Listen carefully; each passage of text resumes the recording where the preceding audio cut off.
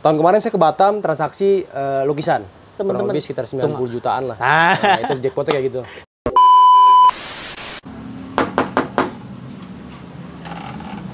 Ya Mas? Ya, Mas. Oh iya. Pengen lihat-lihat koleksinya. Boleh kan? Boleh. Siapa Silakan tahu aku masuk. habis lihat-lihat jadi beli. Iya siap. Sok silakan masuk.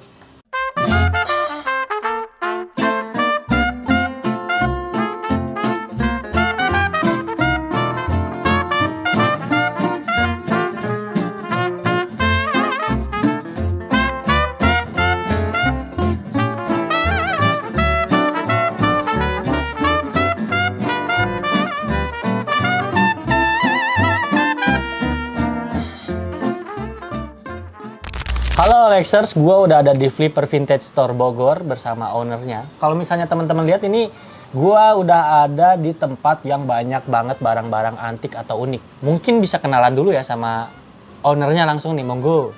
Ya, nama saya Ridama Barkah Mahdar. Biasa dipanggil Amal. Mas, bisa diceritain nggak sih kira-kira pertama menggeluti atau mendalami koleksi atau jualan barang antik atau barang vintage ini tuh dari kapan sih? Kalau untuk menggelutinya sendiri, untuk toko ini kita buka di tahun 2021. 2020, sorry, itu udah mulai kita bangun. 2021-nya jadi. Untuk koleksi sih udah dari lama. Dari SMA kita udah koleksi, saya udah koleksi. Oh, dari SMA justru udah koleksi barang-barangnya sebenarnya. Tapi ada spesifik nggak kayak yang dikoleksi pertama tuh barang apa gitu? Sekarang juga jualannya jadinya barang apa kayak gitu ada? Hobi pertama saya sih sebetulnya motor. Motor Ya, untuk motor itu saya udah dari SMA udah pakai motor tua lah. Motor gitu, tua tuh ya. Motor tua gitu. Itu dari sana mulailah udah kuliah, udah kerja, udah mulai ngumpulin sedikit-sedikit lah ya. Contohnya kayak nambahin motor lagi, ada ngumpulin Zippo, macam-macam sih gitu. Tapi kalau misalnya tadi kita keliling-keliling sedikit ya, ada nemuin ada uang jadul, ada kamera analog yang kayak kemarin kita review, terus mainan, figurin kayak gitu. Itu juga ngumpulinnya berarti dari lama ya sebenarnya. Untuk figur, untuk uang-uang itu saya baru mulainya belum lama. Kurang lebih baru tahun 2018-2019an lah ngumpulinnya. Tapi memang belum banyak waktu itu gitu. Tidak sebanyak sekarang lah gitu. Gak sebanyak sekarang tapi banyak kayak gini ya. Kalau misalnya ditarik mundur ke belakang ya Mas, kira-kira apa sih yang bikin Masnya tertarik jadi ngoleksi barang-barang kayak gini gitu? Dan akhirnya malah jadi jualan kan maksudnya? Betul. Sebetulnya sih mulanya nggak ada kepikiran lah untuk untuk berjualan.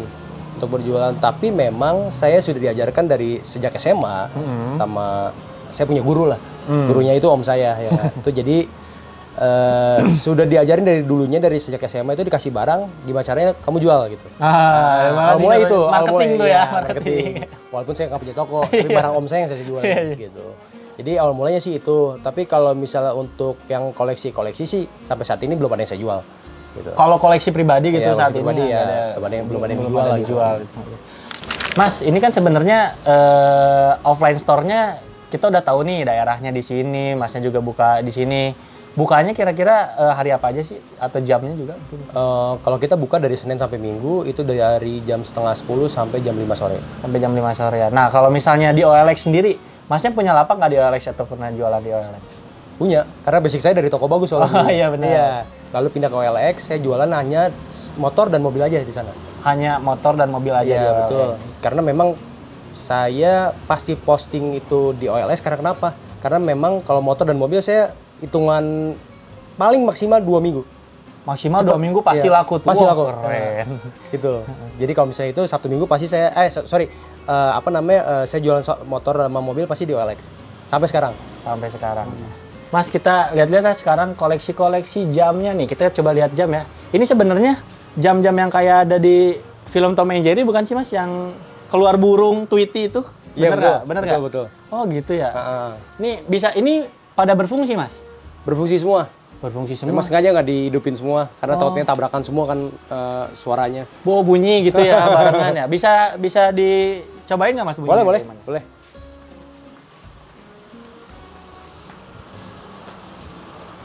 Kita coba nih, Alexers. Dia bakal keluar burung.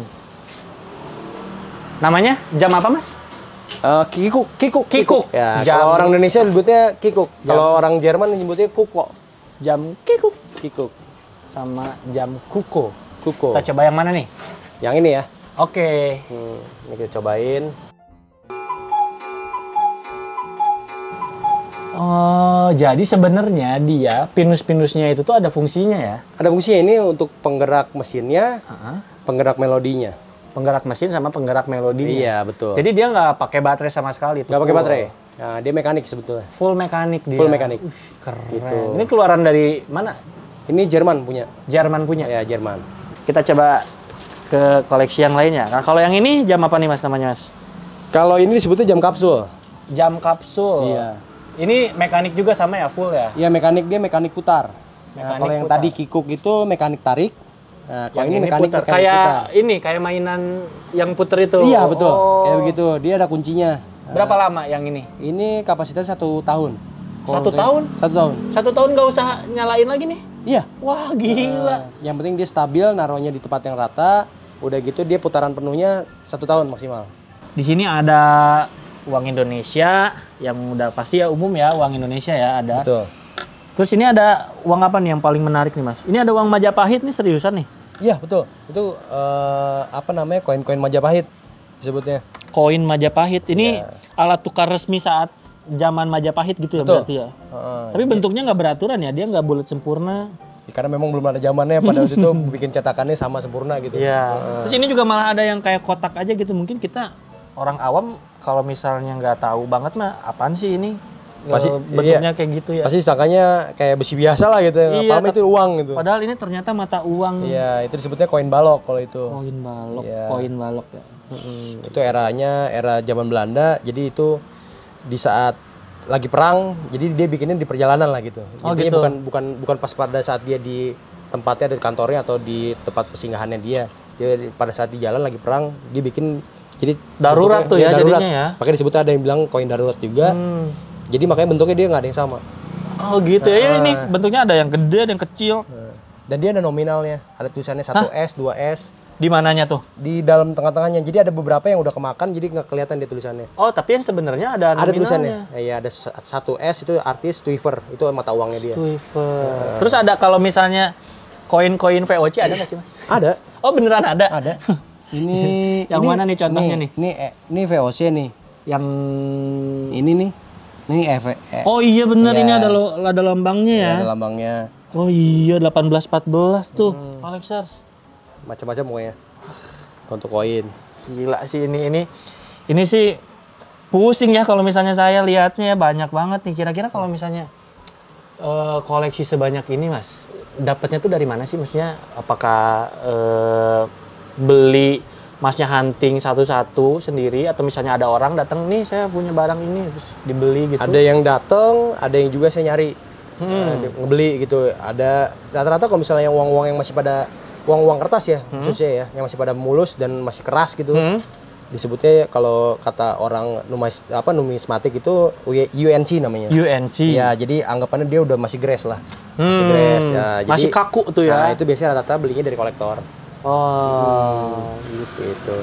Tapi kalau misalnya dari semua barang sendiri nih ya, pernah nggak sih dapat apa ya kita sebutnya ya harga jackpot mungkin di saat harganya berapa, taunya dapatnya murah banget terus jualnya mahal banget gitu, pernah nggak? Adalah. Pasti ada kayak gitu. Pasti siap orang pemain antik pasti Boleh pernah diceritain nggak yang paling memorable gitu, barang jual jackpot yang paling memorable? Tahun kemarin saya ke Batam transaksi lukisan. Lukisan? Iya, lukisan. Lukisannya lukisan orang luar sih sebetulnya. Dulu saya belinya di Indonesia, di Bogor dapetnya. Dulu saya beli kisaran harga waktu itu saya beli 1,5 juta. 1,5 juta. Saya jual $6.000. Tar dulu, $6.000 tahun kemarin ya? Tahun kemarin. Berarti kursnya lagi berapa tuh Indonesia 15. kira-kira? 15.000. Dikali $6.000 tuh Kurang teman-teman. lebih sekitar 90 jutaan lah. Ah. Nah, itu jackpotnya kayak gitu. Jackpot tuh mata gua langsung dolar. Tapi biasanya kalau misal main antik ya mata kita udah kayak mata elang ya. Iya, Matel. Nih, kalau misalnya saya lihat-lihat ya Mas ya dari tadi tuh banyak banget nemu action figure. Ini apa namanya? Action figure atau apa ya? M&M. Iya. Coklat ya, ini kan sebenarnya brand coklat ya. Ini kayak di atas nih warna merah, warna kuning. Memang banyak kah atau spesialisasi sebenarnya jualan mainan yang seperti itu, Mas? Memang banyak sih, tapi nggak spesifik sih saya jualan. Saya lebih jualannya ke general sih General, semuanya ya. ya. Tapi emang saya seneng aja sama figur-figur gitu. Apalagi M&M kan lebih lucu lah gitu, kenyeremin gitu. Ya, boleh diceritain nggak sih, maksudnya kenapa sih kalau misalnya dua figur ini, maksudnya yang coklat M&M ini tuh banyak banget yang dicari. Saya juga kalau misalnya lihat sosial media atau misalnya OLX gitu ya, banyak juga kolektor-kolektor yang ngoleksi barang-barang yang konsepnya M&M ini gitu. Karena satu ya itu dia, ya dibilang dia nggak nyermin, makanya banyak orang suka ya. Dia nyari karena kenapa ya? Karena ini memang barang-barang limited edition. Dan artinya bukan limited edition dia nyetak cuma produksinya cuma beberapa doang, enggak. Cuman memang dia hanya dikasih untuk outlet mungkin dulunya. Outlet yang ngejualin M&M-nya, official store-nya lah ya, maksudnya gitu ya. Kalau sekarang ngomongnya official store-nya kali ya. Iya.